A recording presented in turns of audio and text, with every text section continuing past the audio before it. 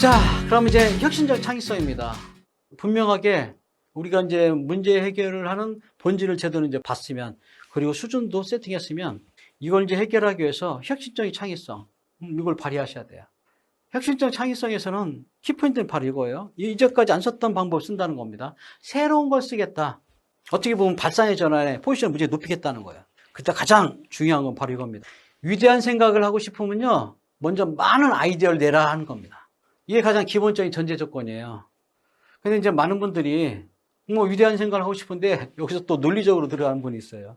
그러면 이제 아이디어를 내는데 한계점에 오게 됩니다. 자, 그러면 아이디어를 많이 내자, 뭐 이런 관점에서 생각해 보면요, 두 가지의 큰 틀을 생각할 수 있어요. 아이디어의 발상과 아이디어 수렴입니다. 먼저 아이디어를 많이 낸다는 거예요. 그때 이제 많이 쓰는 방법이 브레인스토밍입니다. 브레인스토밍. 다다익선 많은 아이디어를 낸다. 그럼 이제 아이디어를 많이 냈죠? 그럼 이제 그 중에서 이제 베스트 아이디어를 선정하셔야 된다는 거예요. 디시전 메이킹, 의사결정이에요. 이거 수렴입니다. 그래서 이제 아이디어 발상과 수렴을 통해서 있죠, 창의적 아이디어를 많이 내고 그 아이디어를 베스트 아이디어로 발전시키는 겁니다. 그러면 이제 여기부터 생각하셔야겠네요. 아이디어의 발산. 많은 아이디어를 내는 거. 이거 브레인스토밍. 상당히 중요한 부분입니다. 자, 아이디어를 많이 낼 때 있죠? 우리가 많이 쓰는 게 오스본의 브레인스토밍을 씁니다. 오스본의 브레인스토밍은요, 그 4대 규칙이 있습니다.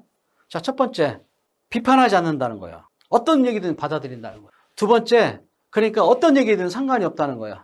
자유분방한 발언. 세 번째, 우리는 질보다 양을 중요시 여긴다는 거예요. 양. 네 번째, 그러니까 다른 사람의 아이디어에 무인승차한다. 다른 사람이 A를 얘기하면요, A 플러스 1을 얘기한다는 거예요. 요 4대 규칙이 있습니다. 자, 그럼 제가 한번 여쭤볼게요. 우리 조직의 구성원들은요, 브레인스토밍 4대 규칙을 웬만하면 다 알고 있습니다. 워낙 유명한 기법이니까. 제가 이 세미나를 하면서 많은 조직에 가서 이렇게 하는 조직 손 한번 들어보세요 하고 제가 여쭤봤거든요. 이렇게 손 드시는 조직 거의 없어요. 그냥 브레인스토밍은요, 아, 저는 규칙이 있구나, 이것만 생각해서요. 그러면 이 브레인스토밍 4대 규칙이 왜 이렇게 형성된 줄 아세요? 이 브레인스토밍은요, 중요한 게 있습니다. 브레인스토밍은 솔루션을 찾고자 하는 게 아니에요. 솔루션을 찾기 위한 리소스를 풍부하게 하기 위해서. 근데 많은 분들이 브레인스토밍을 착각하는 게 솔루션을 찾는 걸로 착각을 해요. 그러니까 이런 일이 발생되는 거예요. 어떤 사람이 이런 얘기를 하면요, 그거 너무 여기 맞지 않잖아. 왜 그런 얘기를 해? 너 뇌가 있는 거야? 생각이 있는 거야? 막 이렇게 얘기를 하는 거예요. 그리고 이제 브레인스토밍 몇 번 해보고 나서 있죠, 이런 또 얘기도 해요. 야, 브레인스토밍 했는데 그 대안이 뭐 별 볼 일 없네? 이거 왜 하는 거야? 이런 얘기를 한다는 거예요. 중요한 거 다시 한번 강조합니다. 브레인스토밍은 솔루션을 찾고자 하는 게 아니라 솔루션을 찾기 위한 리소스를 풍부하게 하는 거다.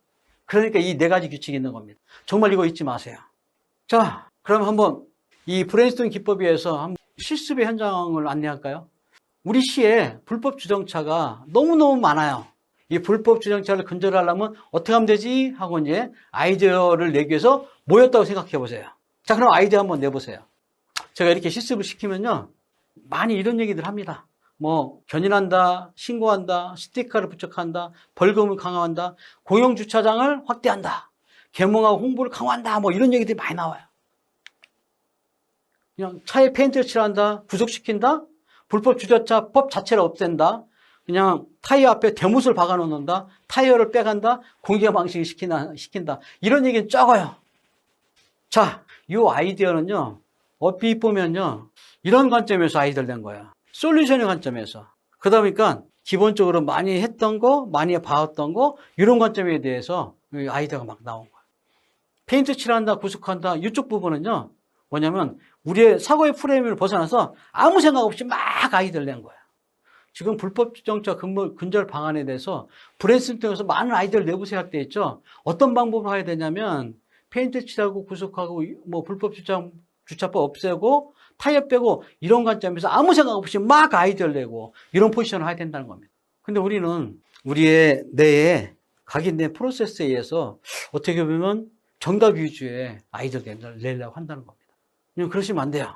그래서 우리가 브레인스토밍 할 때는요, 아무 생각 없이 막 내야 된다는 겁니다. 자, 그러면 이렇게 내도 되는 이유를 말씀드릴까요? 브레인스토밍은 솔루션을 찾고자 하는 게 아니라 솔루션을 찾기 위해서 리소스를 풍부하게 하는 거다. 자, 그러니까 이제 브레인스토밍 하고 난 다음에 이 고스톱 브레인스토밍을 연계해서 곧바로 하는 겁니다. 자, 어떠한 과제가 있어요. 불법 주정차 없애기 위한 아이디어 발상. 그래갖고 여러 가지 아이디어가 나왔어요. 1차적으로. 그럼 그 아이디어에 대해서 1차적으로 고스톱 평가를 하셔야 돼요. 이렇게 하시는 겁니다. 자, 이 아이디어는 곧바로 실행 가능해? 실행해도 문제가 없겠어? 이렇게 평가를 하는 거예요. 그럼 실행 가능하다. 실행해도 문제가 없다. 그럼 스탑이에요. 이 아이디어는 곧바로 실행 가능해? 실행해도 아무런 문제가 없어? 이렇게 물어봤는데 안 되지. 리스크 위험이 커. 이거 한 번 더 생각해 봐야 돼. 이거 허무맹랑해. 그럼 고예요. 이 고하고 스탑이 구분되시죠?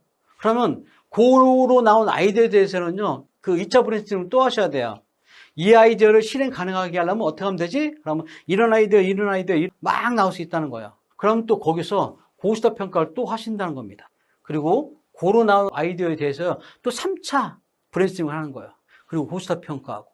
이 아이디어를 이렇게 자꾸만 쭉쭉 늘어가면서 세분화 시키면서 어떻게 보면 다듬어지면서. 저 한번 해봤는데 첫 번째 아이디어 개수가 엄청나게 늘어나요. 두 번째, 처음에는 상당히 추상적이지만 가면 갈수록 아이디어가 구체성을 띄어요. 예를 들어서 불법 주정차를 없애려면 어떻게 하면 되지? 여러 가지 이제 아이디어가 나는데 차에 페인트를 확 칠하자. 고스톱 평가하니까 남의 차에 페인트 칠하면 안 되지? 고가 나왔어요. 자, 이걸 좀 실행 가능하게 구체화하려면 어떻게 하면 되지? 그 경고성 목걸이 걸어주는 거 만들어보자. 그럼 이제 아이디어가 계속하면서 실행 가능한 쪽에 대한 패턴을 갖고 이어진다는 겁니다. 자, 그러면 이제 이렇게 브레인스토밍에서 아이디어를 일단 다다익선, 리소스를 풍부하게 하는 거 말씀드렸습니다. 그러니까 브레인스토밍 하고 난 다음에 꼭 고스톱 브레인스토밍을 연계해서 병행해서 하셔야 된다. 이거예요. 자, 그러면 이제 여기에 이제 근거해서 발상의 전환을 한 단계 더 업그레이드 시키면서 우리의 사고의 프레임을 확 벗어나기 위해서는 어떻게 하면 될 것인지 한번 이 부분을 한번 생각해 보셔야 돼요. 호알의 기법입니다. 다르게 표현한다. 지금 아이디어의 표현한 부분을 획기적으로 좀 컨셉을 바꿔서 다르게 표현한다는 거예요. 그리고 서로 연관된 분야가 무엇인지를 찾아서 서로 이제 매치시킨다는 거예요. 그리고 이제 이 매치시킬 때 또 무작위로도 막 연계시킨다는 거예요. 그리고 이제 가장 중요한 거 뒤집어서 새롭게 생각하자는 거예요. 자, 이게 바로 이제 아이디어 확장을 위한 4W입니다. 그래서 많은 기관에서 또 많은 기업에서 새롭게 아이디어를 막 확장할 때 이 4W의 관점에서 아이디어를 많이 확장을 해요. 자, 그러면 이제 리소스가 풍부해졌어요. 그럼 그 중에서 디시전 메이킹, 베스트 아이디어를 선정하셔야 되는 겁니다. 다른 말로 얘기하면요, 의사결정이다 이렇게 얘기할 수 있어요. 자, 한 가지 여쭤볼게요. 어떤 라면 선정하시겠습니까? 참 종류가 많네요. 그럼 고민하지 않을 겁니다. 사람마다 곧바로 얘기할 거예요. 나는 신라면, 나는 삼양라면, 나는 진라면, 나는 짜파게티 이렇게 금방금방 얘기할 거예요. 이게 왜 가능한 줄 아세요? 항상 우리는 은연중에 라면을 먹으면서 내가 선호하는 것을 먹게 되더라 하는 거예요. 나의 경험적인 측면에서. 그러니까 금방 선정 대답합니다. 자, 어떤 차 선정하시겠습니까? 한번 얘기해 보세요. 이렇게 되면 이제 곧바로 난 이 차요 얘기 못 합니다. 이제 고민 좀 해야 돼요. 어떻게 고민해야 된다? 내가 선호한 차가 어느 제조회사의 차냐? 나는 몇 cc의 차를 선정해야 되냐? 그리고 더욱더 중요한 거, 나는 어느 정도의 사양과 성능이 있는 차를 원하느냐? 이렇게 여러 가지 관점에서 고민하셔야 돼요. 그러니까 당연히 이 질문에는요, 시간이 걸립니다. 고민도 들어가요. 자료조사도 들어가야 돼요. 자, 지금 제가 행동주의적 접근에서 두 가지 사고 행위에 대해서 여쭤본 겁니다. 하나는 시스템 완사고, 하나는 시스템 투사고. 자, 시스템 완사고는요, 직관적 사고입니다. 직관적 사고 체계로 신속하고 자동적이며 노력이 필요하지 않고 우리 내재적인 경험적인 정서적인 사고에서 탁탁탁 의사결정하는 거예요. 빠르죠, 의사결정이. 시스템 투사고는요, 합리적 사고입니다. 나름대로 의사결정을 위해서 우리 이제 논리적인 사고 체계가 이제 작동이 되는 거예요. 그러다 보니까 이제 논리적으로 따지다 보니까 이게 늦어요. 그리고 이제 의식적으로 생각을 해야 되기 때문에 노력이 필요해요. 그러나 중요한 거, 대부분 사고에서는 시스템 완사고로 충분히 우리가 의사결정의 패턴을 가지고 들어가지만 정말 중요한 의사결정에서는 시스템 2 사고가 바람직하다는 겁니다. 시스템 2 사고에 대한 패턴을 갖고 들어갔다면요. 그때 여기에도 이제 프로세스가 있어요. 이게 바로 이제 합리적 의사결정의 6단계 프로세스고요. 우리가 이제 의사결정할 때 6단계 프로세스에서 전개가 된다 하는 걸 좀 말씀을 드립니다. 자, 좋은 의사결정을 위한 제어. 의사결정은요, 어떻게 보면 타협이에요, 타협. 그러니까 최선의 타협안을 구하라는 겁니다.